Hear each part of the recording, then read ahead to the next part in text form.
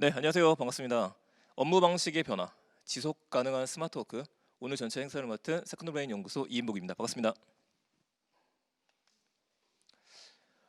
예, 저는 세컨드 브레인 연구소라는 이름으로 트렌드에 대한 이야기들, 요즘의 스마트 워크에 대한 이야기들을 그동안 꾸준히 전해 왔었습니다. 아마도 행사에 대해서 매달 참여를 하시거나 아니면 지금처럼 웹 세미나를 형태로 봐주셨던 분들이 계실 것 같은데요. 이번부터는 저희들이 이름을 IT 플러스라는 이름으로 좀 바꾸게 됐습니다. 그래서 앞으로는 IT 플러스라는 이름으로 만나뵐 수 있을 것 같네요. 자, 오늘 준비한 이야기들입니다.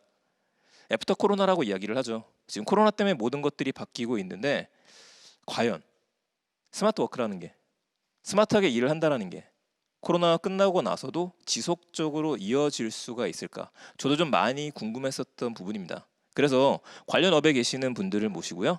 한 번씩 이야기를 듣고 나서 굉장히 요즘 질문이 많이 들었었습니다. 지금 시청하시는 분도 집에 가시면서 듣거나 아니면은 재택근무를 하시거나 사무실에서 듣고 계시는 분도 굉장히 많으실 텐데 질문 있으신 내용들을 같이 올려주세요.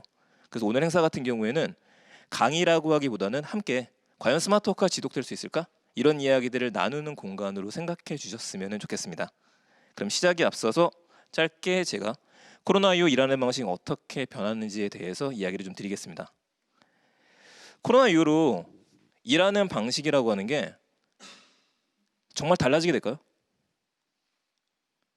제가 이 질문을 벌써 2월 달부터 꾸준히 드렸던 질문이었습니다. 물론 관련업에 종사하시는 분들이나 많은 분들이 굉장히 많은 것들이 바뀔 거다라는 이야기를 하고 있고요. 그런 기대감도 올라오고 있는 것은 사실입니다. 그런데 뉴스에서 이런 내용도 보셨죠? 페이스북 같은 경우에는요. 코로나19 이후에도 원격 근무를 영구적으로 허용하겠다라고 이야기를 합니다. 영구 허용이에요. 10년 내 50%다.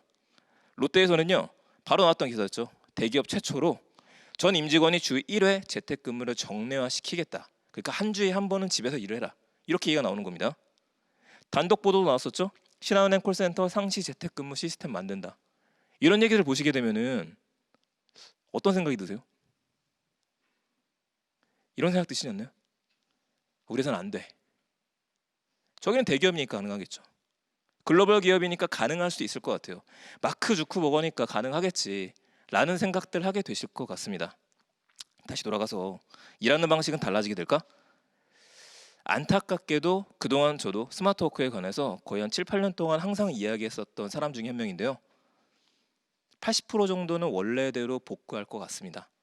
아마도 이미 재택근무를 하시면서도 현장에서 다시 돌아와서 일하시면서 느꼈던 분들 많으실 거예요. 그렇다고 한다면 쉽게 변하지 않는다.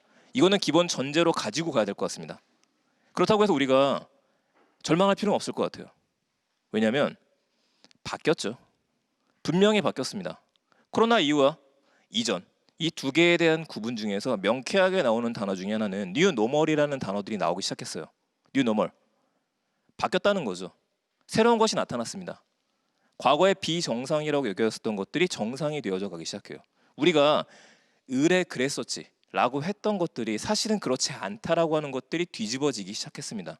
일단 저희들이 벌써 한 달, 두 달, 세 달 동안 한 번 정도 경험했었던 DNA라는 게 있기 때문에 뭔가 큰 변화의 시발점이 된 건 분명합니다. 그렇다고 한다면요. 스마트워크는 항상 세 가지로 이루어진다는 이야기를 들었었습니다. 공간이 스마트해져야 되고 사람이 스마트해져야 되고 시스템이 스마트해져야 돼요. 이 세 가지인데 대부분 많은 기업들이 초점을 맞췄었던 거는 지난 몇 년 동안에 공간의 대부분의 금액을 할애를 하고 공간의 대부분의 시간을 할애했었습니다. 굉장히 멋진 공간들 많이 생겼죠. 우리가 공유 오피스 같은 것들 가면 엄청나죠. 혹은 스타벅스와 같은 공간들을 사무실 내에 만들기도 합니다. 그런데 알고 계시잖아요. 공간만 스마트해져서는 절대로 되지 않는다. 그래서 많이 신경 썼던 부분이 어디였었냐면은 시스템에 대한 부분하고 사람에 대한 것들이었습니다.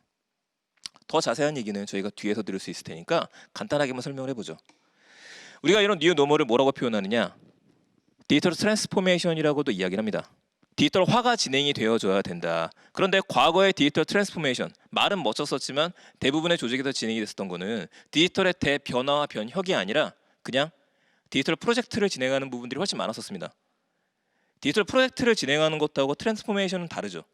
프로젝트는 예산 중에서 일부를 IT 부서에 떼서 이 IT 부서에서 이번에는 이것만 살짝 바꿔라. 다음번에는 보다 보니까 채팅 서비스만 바뀌면 될 것 같아요. 이 부분을 개발을 해라. 이런 식으로 미봉책으로 조금씩 땜질하듯이 만들어 갔었던 게 프로젝트입니다. 근데 지금은요. 변화해야 되죠. 모두가 변하는 시점이에요. 이미 변하고 있었었는데 우리 조직만 변하지 않았었습니다. 근데 변해야 되는데 왜 변해야 되느냐? 이유는 명쾌해졌죠. 코로나가 왔으니까요. 이전하고 이유가 달라지는 겁니다. 자, 코로나 전에 공간들을 보게 되면은 계속 바뀌어 왔었습니다. 사무실은 오픈 스페이스로 바뀌었었죠. 코로나 이후에는 재택과 리모트로 바뀌기 시작했습니다. 집에서 일을 해야 돼요. 리모트 워크라는 말이 더 많이 나오기 시작했죠. 근데 하나가 더 붙었네요. 어디서나. 이미 우리는 어디서나 일을 할 수 있는 근무 환경 구축된 지 오래됐습니다.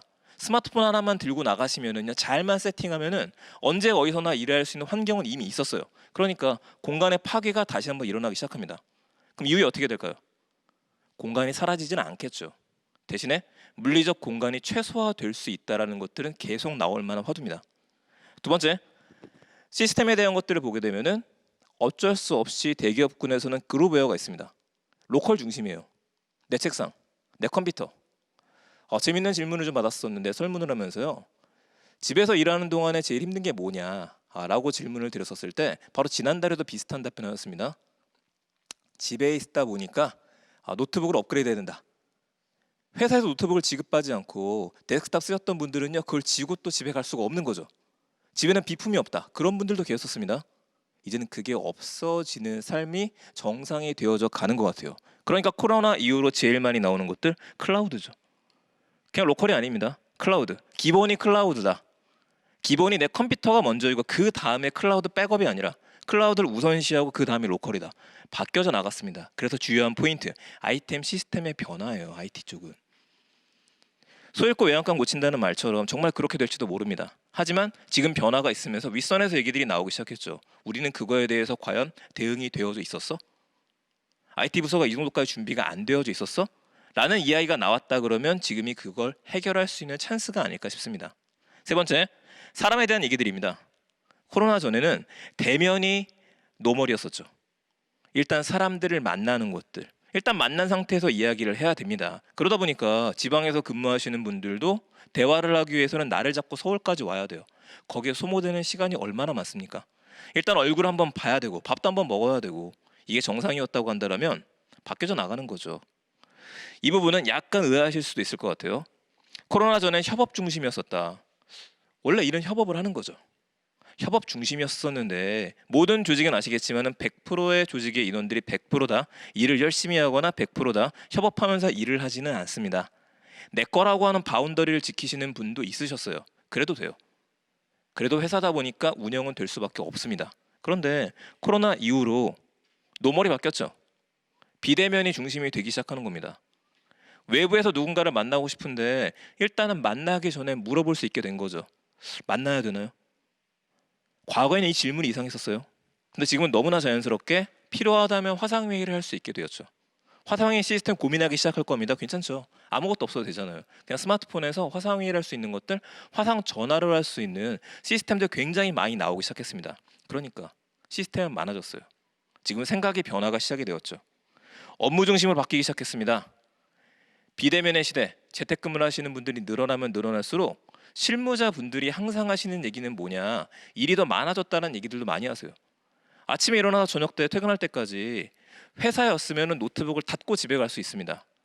사실상 집에 가는 물리적인 거리가 있다는 거는 그만큼 태세 전환이 돼요. 이제 나는 퇴근을 했어. 이제부터는 쉬어도 돼. 그런데요, 집에 계시면은 너무 가깝죠. 아침에 눈을 떠서 노트북을 켜면 일을 시작하는 거고요. 노트북을 닫으면은요, 일이 끝납니다. 근데 안 닫아요. 이래서 일이 더 많아졌다라는 분들도 계시기 시작해요. 근데 이게 가능했던 이유, 업무 중심으로 일을 하시는 분들이 많아져서 그렇습니다. 업무 중심으로 일을 한다? 우리가 항상 부르셨던 R&R. 도대체 내 롤은 무엇입니까? 어디까지예요? 이런 것들이 투명하지 않고 회색지대에 있었다라고 한다면 이제는 회색지대를 명쾌하게 바꿔줘 나가기 시작하죠. 그래서 얘기가 나오는 주요한 포인트, 앞으로는 저쪽으로 가게 돼 있죠. 언택트 리더십, 보이지 않는 리더십입니다. 관리자분들 같은 경우에 관리를 할 대상이 있어야 되는데 관리할 대상이 없어요. 심지어는 어떤 회사에서는 재택근무를 모든 사람들한테 시킵니다. 재택근무해라. 대신에 단 꼭 사무실에 와서 일을 해야 된다라면, 그만큼 중요한 일을 하고 있다라면 사무실에 나와서 일해도 된다. 그런 조건이 붙었어요. 어떻게 됐을까요? 다 나와서 일을 해요. 왜냐하면 집에 있으면은 난 핵심 인재가 아닌가? 이렇게 생각이 드는 겁니다. 그럼 어떻게 되느냐? 부장님이 나와서 일을 시작하시게 되면은 그 밑에 있는 직원도 출근해야 됩니다. 안 하게 되면 생각하겠죠. 저 사람 왜 안 나왔지? 계속 재택근무 중인가? 재택근무를 하라 그랬었는데 그렇게 되면 안 되는 거죠. 그러면 관리자단에서 해야 되는 일들, 언택트, 만나지 않고도 리더십을 발휘할 수 있는 것들, 정말 그 사람이 문제가 뭔지를 해결할 수 있는 것들. 두 번째 나왔었던 업무 조직의 중심으로 해서 업무 자체, 협업을 재발견할 수 있는 것들. 이게 포인트가 되지 않을까 싶습니다. 세 가지 숫자를 제가 가지고 왔습니다. 2009년 11월, 2019년도 4월 1일, 그리고 2020년. 2009년도 11월은 전체적인 스마트워크에서 꽤 역사적인 날인 것 같습니다. 적어도 우리나라는요. 아마 이쪽 분야 좋아하시는 분들은 보자마자 이날이 그날이구나 했을 텐데요. 우리나라에 아이폰 3GS가 처음으로 들어왔던 때입니다. 개통을 시작했었죠. 이때가 시작이었었던 것 같아요. 10년 넘었습니다. 스마트폰을 사람들이 손에 쥐기 시작하면서 그 전에도 분명히 우린 블랙베리와 같은 폰들이 있었어요. 근데 업무 중심적일 때는 사람들의 사고방식이 경직됩니다. 그런데 아이폰 같은 것들, 갤럭시를 쓰기 시작하면서 사람들이 라이프적인 측면도 즐기기 시작했죠. 그때부터 모바일이 움직이기 시작했었잖아요. 두 번째, 2019년 4월 1일 주 52시간 근무제죠. 그게 도입이 되기 시작하면서 많은 조직들이 다시 한번 스마트워크에 대해 생각하기 시작했어요. 사람들을 빨리 퇴근시켜야 됩니다. 퇴근을 시켰는데 생산성을 올려야 돼요. 어떻게 해야 되지? 이렇게 10년이라는 공백 동안에 2009년에서 2019년까지 10년 동안 웅축되어 있었고요. 제대로 진행이 안 돼 있었던 스마트워크라고 하는 것들이 다시 한번 고민할 때가 된 거죠. 그래도 잘 안 됐었습니다. 근데 이제 2020년 정말 안 좋은 일이 벌어진 거지만은 코로나 이슈가 생기게 되면서 다시 한번 다른 조직들이 빨라졌습니다. 윗선에서 얘기들이 나오기 시작했죠. 예산이 집행되기 시작했습니다. 우리는 그런 거 안 써도 돼 라고 했던 굉장히 많은 조직들이요. 다양한 스마트한 툴들을 쓰면서 테스트를 해보기 시작했어요. 그래서 저는 어쩌면 우리나라에서 스마트워크라고 하는 것들, 워크 스마트라고 하는 것들, 조직을 정말 스마트하게 만들고 싶었다라고 한다면 그거를 제대로 해볼 수 있는 어쩌면 정말 마지막 기회가 아닐까 싶습니다. 지속 가능한 스마트워크가 될 수 있는지 아니면 될 수 없을지 그거는 지금부터 저하고 그리고 여러분들께서 함께 좀 만들어가야 될 이야기가 아닌가 싶네요. 오늘 이런 얘기들을 위해서 나머지 세 분의 연사들을 모시고서 이야기를 한번 들어볼 겁니다. 저희 두 번째 순서는요. 언택트의 시대의 대면에서 성과 중심으로 인식 변화와 문서 기반 협업틀이 어떤 식으로 성장했는지에 대해서 콜라비의 김한선 이사님을 모시고서 관련된 이야기 들어볼 수 있도록 하겠습니다.